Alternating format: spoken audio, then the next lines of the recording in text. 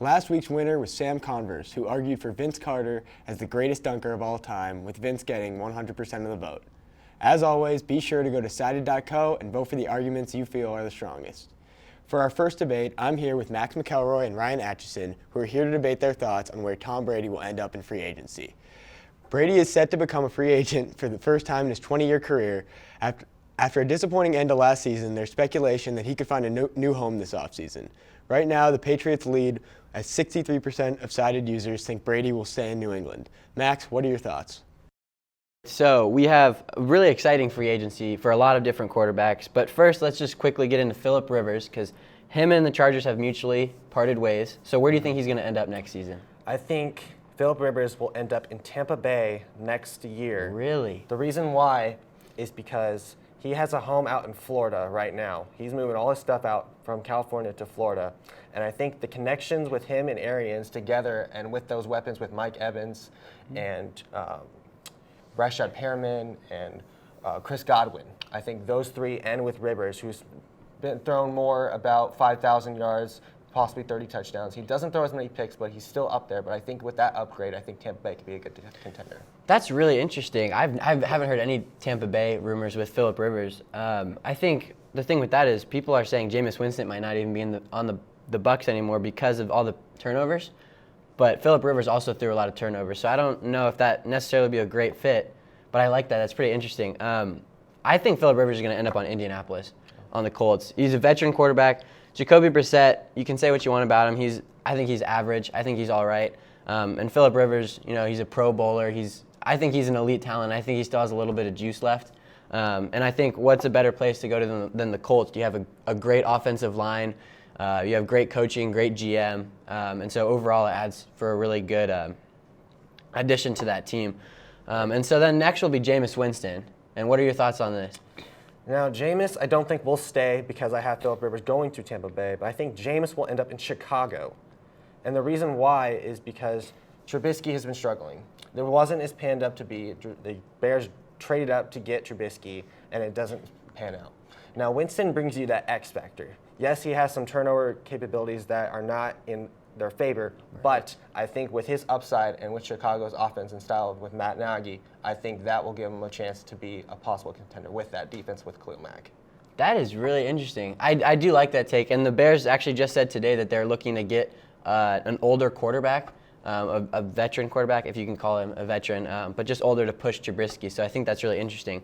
I think he's just going to stay on the Bucs. I think you give him one more year. It was a new offense. There was a lot of good with him. There was also a lot of bad, obviously, with 30 interceptions. But I think they're going to give him one more year, see if he can improve on those interceptions or anything like that. But now we're going to get into the big one. Tom Brady. This is his first time he's actually been a free agent in years. And so what do you think is going to happen with him? So the smart thing for the Patriots to do this offseason is to re-sign Brady. And the reason why is because Stidham is right now supposed to be the backup. He's supposed to be the successor for Brady. They drafted him out of Auburn. But I don't think Stidham is ready. And that Patriots offense is really complex to learn. And so if you put Brady with the Patriots again, you have another chance to get at a possible title. He just needs the weapons around him. And if you go with Stidham, Stidham's going to give you the issue of you're possibly not going to get a winning season. And their Patriots have been so successful in that division constantly, year after year.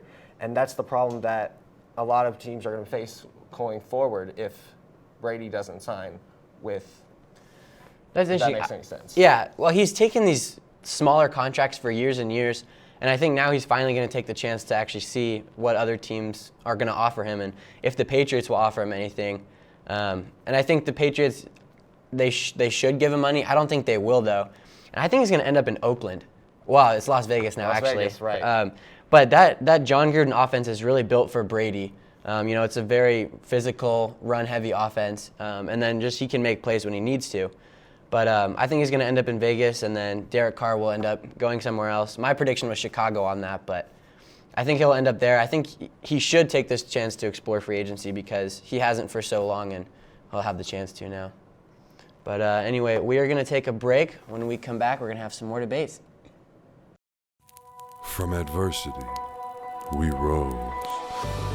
We made history and became pioneers, voyagers, champions, Jayhawks. And when our chant rises, haunting and hallowed, Jayhawks are telling the world what's near. Victory. Welcome back to TakeaSide. For our second debate, I'm here with Marina Saver and Mitch Haverfield, here to debate the Kansas City Chiefs' biggest offseason need. Coming off a Super Bowl win, the Chiefs have some pending free agents in linebacker Reggie Ragland and cornerbacks Bashaud Breeland and Kendall Fuller. Cornerback currently leads with 60% of the vote. Marina, what do you think is the biggest need for the Chiefs this offseason? So, like you said, I know that the most obvious choice is cornerback. But I think while cornerback is the most obvious choice, the thing that the Chiefs should focus on first, where they lack the most talent as opposed to just the most depth, which they do with cornerback, is in the linebacker position. I think that's what they should look to address early on in the draft. And I know the draft is weird because it really just depends on who's available. But Anthony Hitchens in that traditional middle linebacker spot, he misreads plays a lot. He looks to have some issues with miscommunication. His pass coverage isn't all that great. So I think while Damian Wilson has been improved over last season, I think they still would really benefit from looking to bring in a real star linebacker who's great with communication, great with pass coverage, who can really keep intact that Chiefs' improved pass defense, which is something that they did significantly improve over the course of last season. Yeah, I mean, I think that linebacker could be a role that they address in the draft. In terms of free agency, I don't really see a lot of potential options there given the lack of salary cap the Chiefs have. Right. So I think if a guy like Kenneth Murray's available, come late in the first round, that's a guy you gotta go for. I mean, nickname is K9 out of Oklahoma, 6'2", 238, huge frame, very fast, really quick guy off the ball, and he can lay the hammer. Also, another guy I think could potentially be a guy is Patrick Queen out of LSU.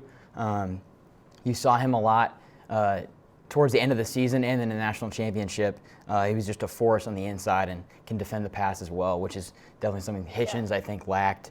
But I think Wilson is one guy that he was definitely an upgrade from Reggie Ragland the past season. He's decent in coverage, but he's really quick off the ball and at the point of attack. But with that being said, I think there's other spots at linebacker the Chiefs could address, like in terms of the roster right now. Ben Neiman was listed as Pro Football Focus's top special teams player in 2018 and 2019. I think it's a guy that could deserve potential snaps as a starter, potentially. And then also there's still Dorian O'Daniel, who didn't really see a lot. I think he was faced with a couple injuries later in the year, but that's another potential option given the salary cap limitations. But I think what they need to address most, though, is corner, given Breeland and Fuller's contracts. I think Breeland's going to want more than a one-year deal this time around.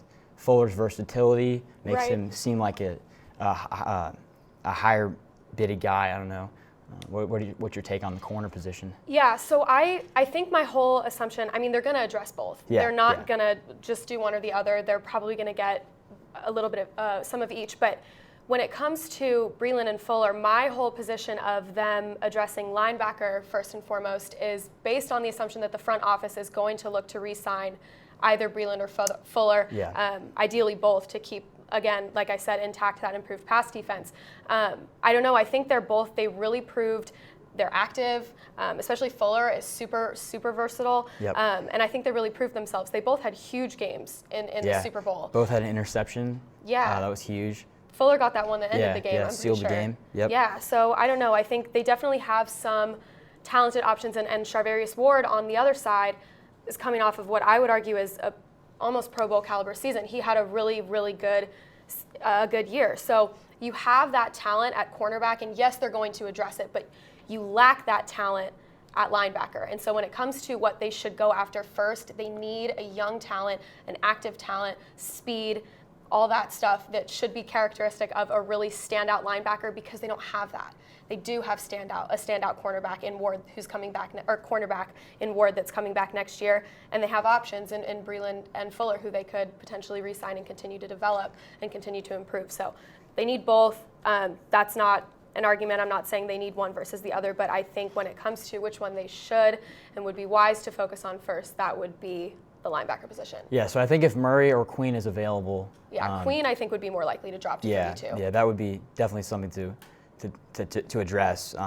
But as for like prospects, I think that you can look at Trayvon Diggs, Bryce Hall. Reminds me a lot of Bashad Breeland.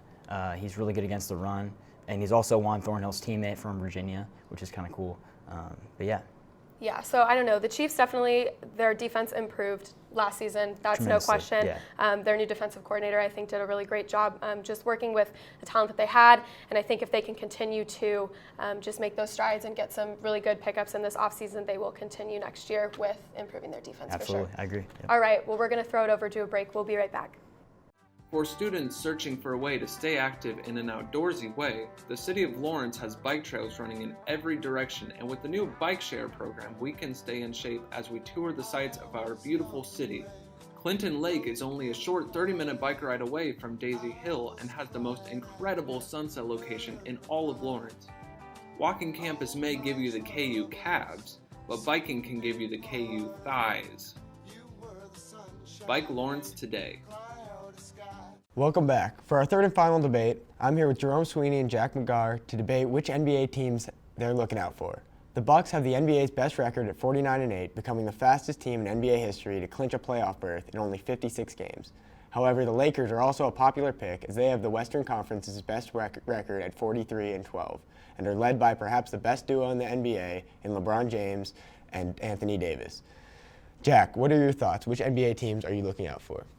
For me, I'm looking out for the Bucks with Giannis Antetokounmpo being easily the best player in the league right now, both on the offensive side and the defensive side, honestly. Yeah. He's going to contend for the Defensive Player of the Year at the end of the day, and win his second consecutive MVP at the end of the day. So, and I'm hearing he might even be the second unanimous ever MVP. So with that being said, I mean, he's scoring 30 a night in under 30 minutes played every game. They're up by 20 going into the third quarter most nights. So I don't see how you can stop that team, honestly. And for the Eastern Conference as well, I'm liking the Philadelphia 76ers.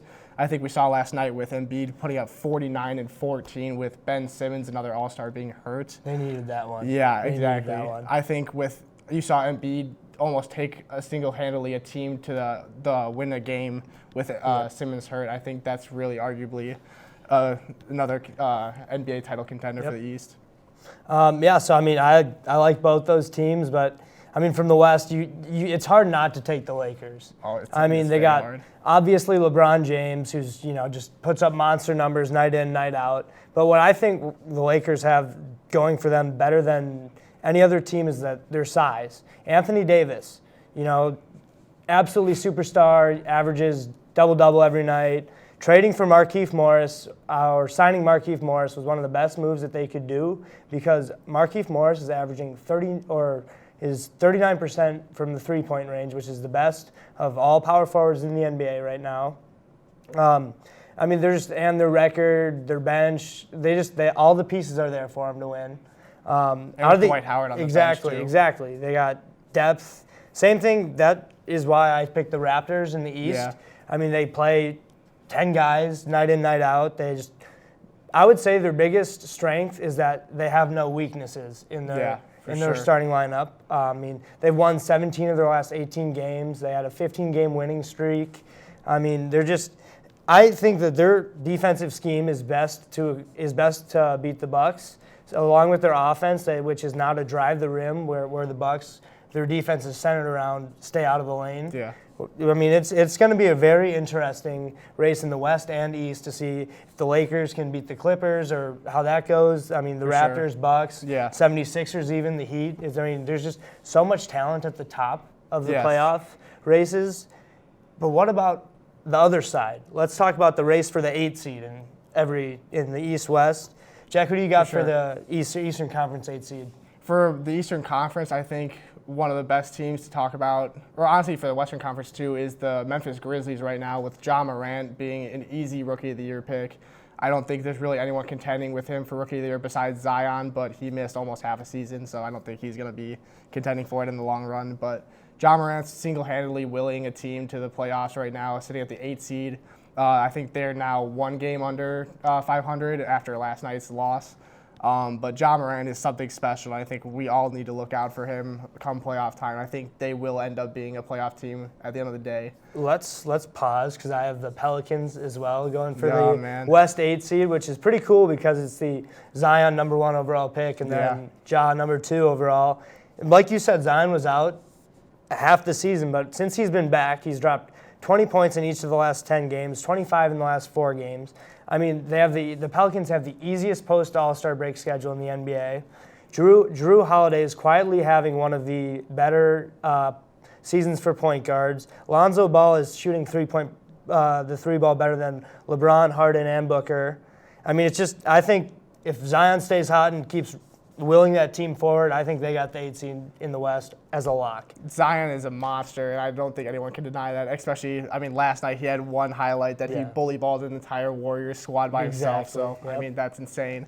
Another contender I have for a dark horse in the West is the Portland Trail Blazers. I think with Dame being hurt, it's going to be a little harder, but with C.J. McCollum scoring 41 last night and Carmelo Anthony surprisingly scored 32 last night, it's an easy win for the entire team when both guys are scoring 73 combined, even without Dame. And, I mean, if Dame comes back healthy and he plays the same way that he's supposed to, I mean, it's going to be hard to stop that team. And then just really quick, the Wizards, Bradley Beal's averaging 54 points over the last 2 games, and they took the Bucks to overtime last night. So I think they got a shot at it. Let's throw it back over to Jacob.